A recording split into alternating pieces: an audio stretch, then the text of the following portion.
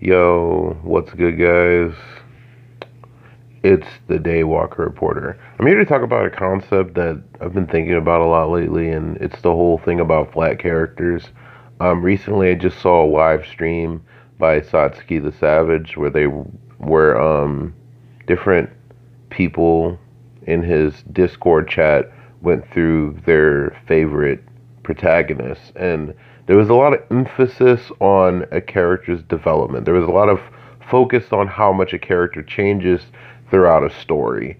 And I don't agree with the whole idea that a character's development is ultimately what makes that character a good character. Whether or not a character changes in any meaningful way makes that character well written, because there have been studies on different types of character arcs. They have the positive character arc, negative character arc, and the flat character arc. Totally Not Mark did a video about this on Son Goku's character, and I just want to call into question the conjecture that characters like Son Goku, characters like Yo from Shaman King, or characters like Luffy are poorly written just because they don't change all that much. For one, it depends on on what a particular character arc is supposed to serve for the narrative in general. Um, Characters like Yo and Luffy and Goku are supposed to change the world around them. They're supposed to cause some sort of change, or they're supposed to impact their environment, right? And so the only way that you can impact your environment or the world around you is by having a larger than life personality. You have to have a personality that overshadows that of your contemporaries. Luffy in One Piece has a personality that's so strong that it overshadows like most to all of the other supernova, for example.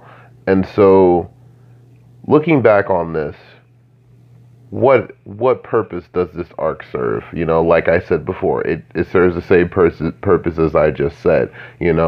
So characters like Luffy, characters like Goku can stack up to characters like Lelouch. It's not really it's all a matter of conjecture. It's all a matter of perspective. Personally, I would put Goku on that top 10 list, not really because he is the most intelligent character. It's mostly because of my enjoyment of his character and the impact he has on the story, especially if you're dealing with situations like Gohan's character arc and his ultimate change. If we're dealing with situations like Vegeta's character arc and his ultimate change, the only difference is whether or not that character is an active flat character or an inactive flat character, whether a character is actively intentionally trying to change the world around them, or if a character is unintentionally trying to do that. Yeah, ultimately comes down to intention. If we're dealing with Goku versus Luffy, for example, Luffy very much is intentionally trying to change the world around him. Goku, based off of what I've seen in Dragon Ball Z, a lot of his changes to the characters around him are very unintentional. He doesn't do it with some broader plan in mind.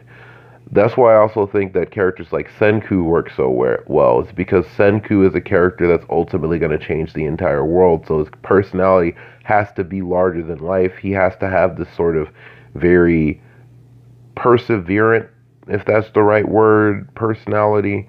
He's supposed to be extremely intelligent, so there has to be no cap on how intelligent he is or how intelligent he can be. So it works for that particular purpose.